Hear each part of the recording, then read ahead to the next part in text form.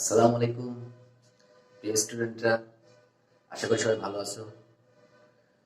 মুন্ডমালা মহিলা কলেজের ধারাবাহিক অনলাইন ক্লাসের আজ রসায়ন প্রথম পত্রের দ্বিতীয় অধ্যায়ের পার্ট 9 ক্লাস নেওয়ার জন্য তোমাদের সামনে উপস্থিত হয়েছি। তোমরা বিগত ক্লাসগুলোর যে হোমওয়ার্কগুলো পাঠাইছো মোটামুটি সবগুলো হচ্ছে, এবং আমি চাই তোমরা আরো তোমাদের বান্ধবীদেরকে এই ক্লাসের সাথে আমাদের গ্রুপের সাথে অ্যাড করো।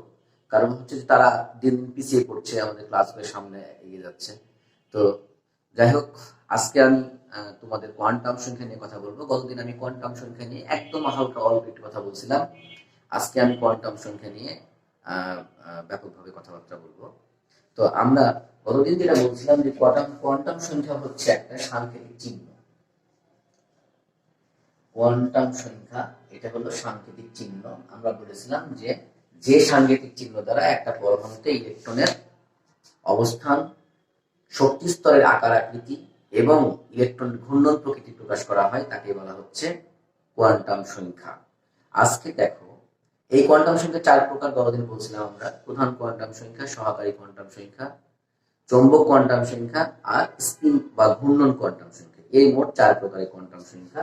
তো আমরা যদি বলি 1 নম্বর যে প্রধান কোয়ান্টাম সংখ্যা, প্রধান কোয়ান্টাম সংখ্যা, এই সংজ্ঞাগুলো আমাদের পরীক্ষায় আসে না। প্রধান কোয়ান্টাম সংখ্যার সংজ্ঞাটা আমাদের জন্য খুব ইম্পর্টেন্ট, কিন্তু প্রধান কোয়ান্টাম সংখ্যা কাকে বলে এরকম সংজ্ঞা কখনো আসে না।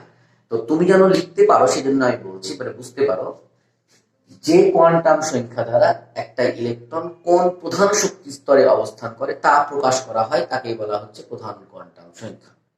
যে কোয়ান্টাম সংখ্যা দ্বারা একটা ইলেকট্রন কোন প্রধান শক্তি স্তর, এগুলা হচ্ছে প্রধান শক্তি স্তর, তাই না?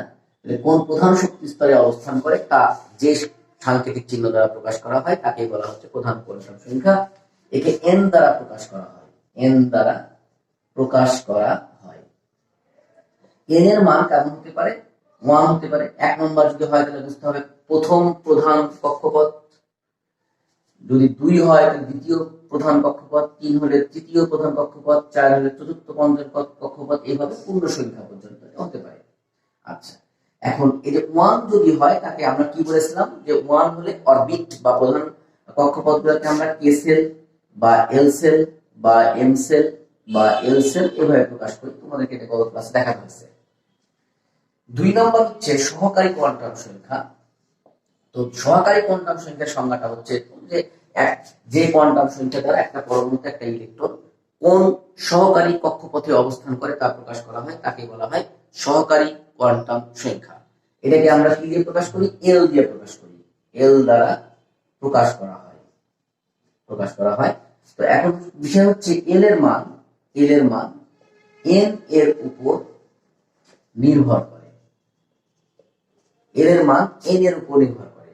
আচ্ছা, কেমন করে এন এর উপর নির্ভর করে? দেখো, যদি n equal to 1 হয়, যদি n equal to 1 হয় তবে a equal to হবে কত?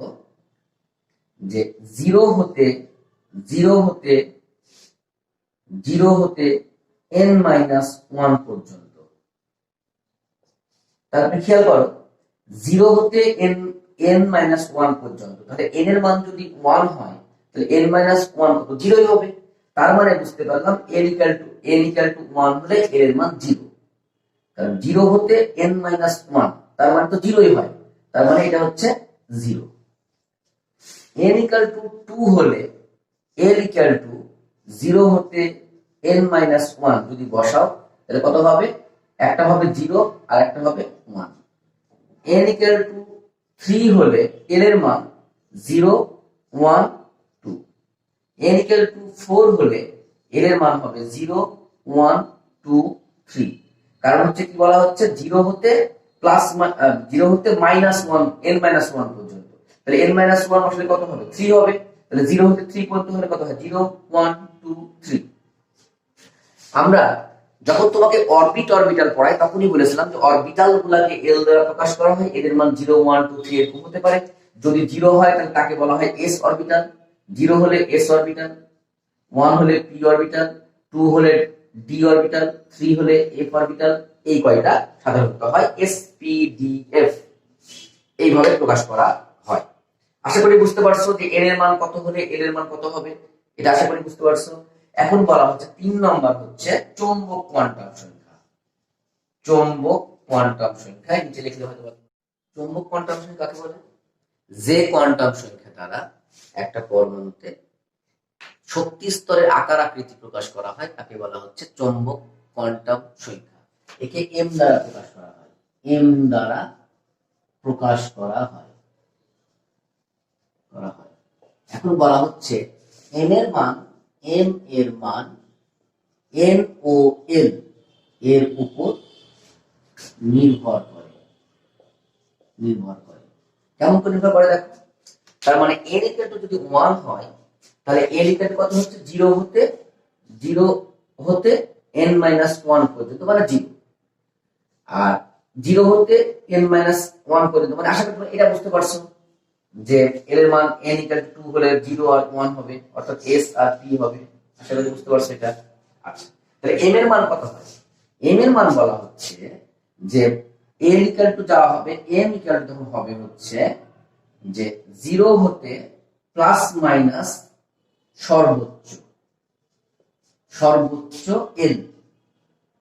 তাহলে দেখো এখানে তো l এর মান 0, তাহলে পরে m এর মান 0 হতে সর্বোচ্চ l কি হবে? সরাসরি 0 হবে। তার মানে n এর মান 1 হলে l এর মান 0, m এর মান সব সময় 0 হবে। আচ্ছা, এবার যদি এটা হয় যে m = 0 হতে প্লাস মাইনাস সর্বোচ্চ পর্যন্ত, তাহলে n = 2, l = 0 1, তাহলে m এর মান দেখো কত? 0 হতে প্লাস মাইনাস l এর মান সর্বোচ্চ, তাহলে কত হচ্ছে? 0 হতে প্লাস মাইনাস 1, মানে এখানে কত হচ্ছে? 0 হতে প্লাস মাইনাস সর্বোচ্চ l, তার মানে কত? তার মানে হচ্ছে প্লাস মাইনাস 1 পর্যন্ত। তাহলে কত আসে? তাহলে হয় হচ্ছে -1 0 প্লাস 1। একইভাবে এখানে কত হয়? 0 হতে প্লাস মাইনাস 2 পর্যন্ত, তার মানে -2 -1 0 প্লাস 1 প্লাস 2। এখানে কত হয়? m = 0 হতে প্লাস মাইনাস 3 পর্যন্ত, মানে -3 -2 -1 0 প্লাস 1 প্লাস 2 প্লাস 3। একটা জিনিস তুমি খেয়াল করো এখন, তার মানে এখান থেকে যেটা বোঝা যাচ্ছে যে p এর মান, বোঝা যাচ্ছে যে একটা p অরবিটাল কয়টা ভাবে বিভক্ত হয়।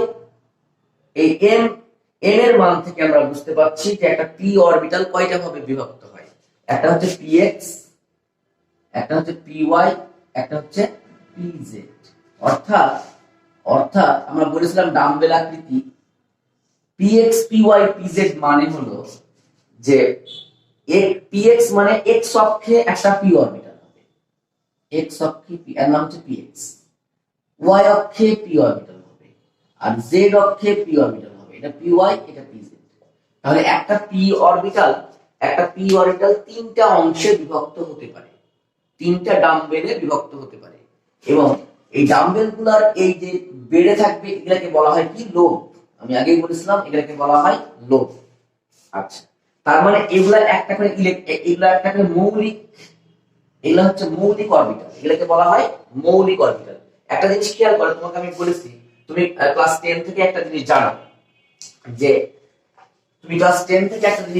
যে একটা কক্ষপথের সর্বোচ্চ ইলেকট্রন ধারণ ক্ষমতাকে 2n দ্বারা প্রকাশ করা হয়, 2n²। এটা কিসের সূত্র? একটা কক্ষপথের সর্বোচ্চ ইলেকট্রন ধারণ ক্ষমতার সূত্র। এখানে nটা হলো কক্ষপথ সংখ্যা। তাহলে এবার তুমি বলো তো টুটা তুমি সরাসরি বলবা সূত্রের সূত্র আসার তো একটা নিয়ম আছে, এমনিতে 2 আসে। টুটা হলো মৌলিক অরবিটালে ইলেকট্রন ধারণ ক্ষমতা। তুমি বলো মৌলিক অরবিটালটা কি? মৌলিক অরবিটাল মানে যে অরবিটালকে আর বিভক্ত করা যায় না।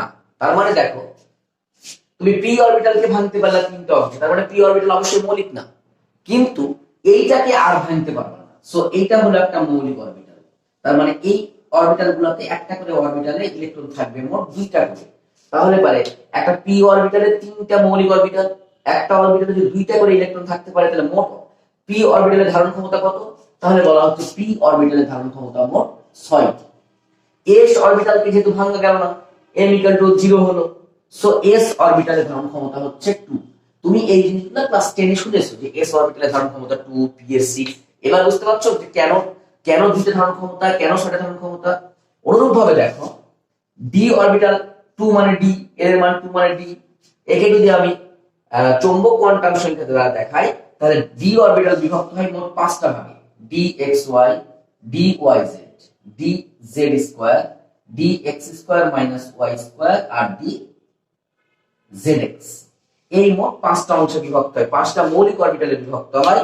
প্রত্যেকটা মৌলিক অরবিটালের ইলেকট্রন ধারণ ক্ষমতা 2টা করে, তাই ডি অরবিটাল মোট ধারণ ক্ষমতা কত? 10টি। ব্যাপারটা ক্লিয়ার হয়েছে? এইভাবে আমি তোমাকে দেখাতে পারি যে ডি অরবিটালের ধারণ ক্ষমতা 10 এবং এফ অরবিটালের ধারণ ক্ষমতা হচ্ছে 14। আশা করি ব্যাপারটা বুঝতে পারছো। এখান থেকে আমাদের যে জিনিসটা বোঝা যায় সেটা হলো এরকম, যে জিনিসটা বোঝা যায় যে আমাদের যে ইলেকট্রন বিন্যাসগুলো আমরা করি তার জন্য দেখো যে n এর মান 1, প্রধান কক্ষপথ যদি 1 হয় তাহলে পারে সর্বোচ্চ m এর মান কত হবে? s। তার মানে 1s, একের জন্য প্রথম কক্ষপথে একটাই অরবিটাল, সেটা হচ্ছে 1s। n এর মান যদি 2 হয় তাহলে এর জন্য কত হতে পারে? 2s 2p, 2s 2p। n এর মান 3 হলে 3s 3p 3p, 4 হলে 4s 4p 4d 4a। এইভাবে চলতে থাকবে। এইভাবে আমরা ইলেকট্রন বিন্যাস করি। তার মানে বাম দিকের যে সংখ্যাগুলো এগুলো হচ্ছে n, আর ডান দিকের যেগুলো আছে সেগুলো হচ্ছে n,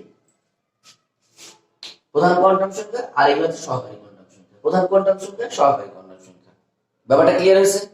আচ্ছা, এখন যদি তোমাকে একটা প্রশ্ন এখান থেকে করা হয়, আচ্ছা বলো তো, খুব ইম্পর্টেন্ট প্রথমমূলক প্রশ্ন, সেটা হচ্ছে যে 2p 2d কোনটি অসম্ভব কেন? তুমি সরাসরি বলবা 2d অসম্ভব, তুমি জানো তো অসম্ভব, তুমি এটা জানো। কারণটা তুমি জানো।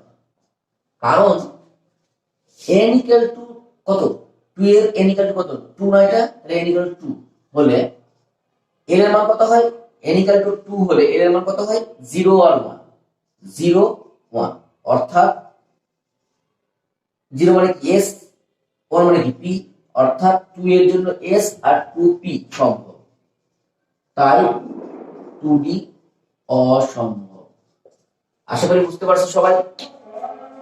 আশা করি সবাই বুঝতে পারছো যে এরকম যদি তোমাকে বলা হয় যে 2p সম্ভব কেন, বা তোমাকে যদি বলা হয় 3p সম্ভব কেন, তখন তোমার কাজ হচ্ছে একটাই, কারণ n ইকুয়াল টু 3 হলে n ইকুয়াল টু 0 1 2, অর্থাৎ 3s 3p 3d সম্ভব। এইভাবে তোমাকে অ্যানসারটা লিখতে হবে অনুধাবনমূলক প্রশ্ন। ওকে? আচ্ছা, আরেকটা প্রশ্ন এখান থেকে হয়, সেটা হলো এরকম যে আরেকটা প্রশ্ন এখান থেকে হতে পারে এরকম যে তুমি বলো যে m সেল মানে কত? m সেলের l ও m হিসাব করে মোট ইলেকট্রন সংখ্যা, মোট ইলেকট্রন ধারণ ক্ষমতা ব্যাখ্যা করো। এটা হলো একটা প্রশ্ন যে m সেলের l ও m হিসাব করে মোট ইলেকট্রন ধারণ ক্ষমতা ব্যাখ্যা করো। আচ্ছা, তোমাকে যদি বলা হতো m সেলের মোট ইলেকট্রন ধারণ ক্ষমতা ব্যাখ্যা করো, তুমি সরাসরি বলে ফেলতা যে m সেল অর্থাৎ n ইকুয়াল টু 3, অতএব 2n স্কয়ার, তাহলে 2 গণিত n স্কয়ার মানে কত? 3 স্কয়ার ইকুয়াল টু 18, এটা বলে ফেলতা।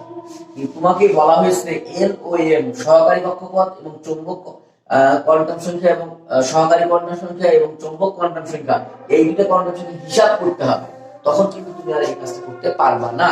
তখন তোমাকে কি লিখতে হবে যে m সেল অর্থাৎ n ইকুয়াল টু 3। আচ্ছা, এটা সলভ করে ফেলো। একটা সলভ করে ফেলো, এরকম একটা সলভ করে ফেলো। n সমান সমান 3 হলে l এর মান কত হবে? 0 1 2। তাহলে m সমান সমান কত হবে?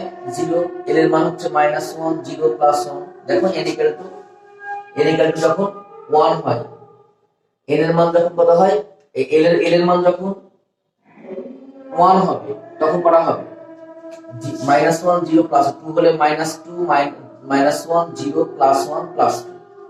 তাহলে পারে m এর মান 0 হলে তার মানে শুধু s অরবিটাল, তাহলে একটি অরবিটাল, তাহলে অরবিটাল সংখ্যা করা একটি, এখানে করা হলো 3টি, এখানে করা হলো 5টি, তাহলে মোট 2টি ইলেকট্রন, তাহলে ইলেকট্রন সংখ্যা 2টি, 3 দুগুণে 6টি, 5 দুগুণে 10টি, তাহলে মোট কত হলো? 18টি।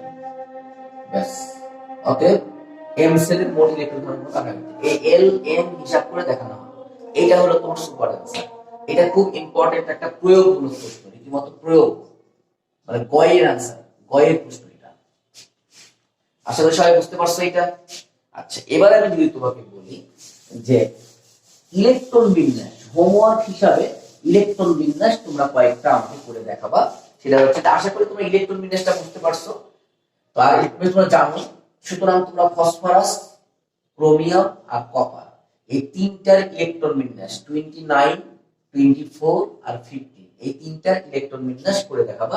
আগামী দিন আমি তোমাদেরকে স্পিন কোয়ান্টাম সংখ্যাটা অল্প একটু বুঝাবো, বোঝানোর পর আমরা আব্বাউ নীতি এবং পাউলির বর্জনীতি, হুন্ডের নীতি এই ক্লাসটা নিব। আশা করি সবাই বুঝতে পারছো। সবাইকে অসংখ্য ধন্যবাদ।